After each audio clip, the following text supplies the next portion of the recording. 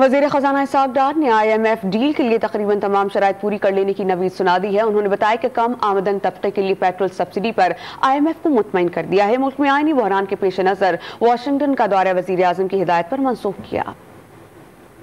ایک ہمارے دوست ملک نے ان کو جو ان کی ریکوائرمنٹ تھی کنفرمیشن کی وہ دے چکے ہیں دوبارہ، وہ قریباً $2 ارب کی ہے، اور صرف ایک ہمارے دوست ملک کی ابھی کنفرمیشن کا انتظار ہے $1 ارب۔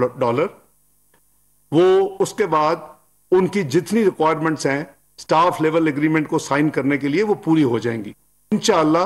جو آنے والے ہفتوں میں مہینوں میں آپ دیکھیں گے انشاءاللہ یہ پاکستان دوبارہ اپنی ترقی کی منزل پر دوبارہ رواں دواں ہوگا۔ وزیر اعظم کی ہدایت پر میں نے اپنا جو دورہ تھا اس کو میں نے ذاتی طور پہ جو فزیکل جانا تھا اس کو ڈراپ کیا ہے۔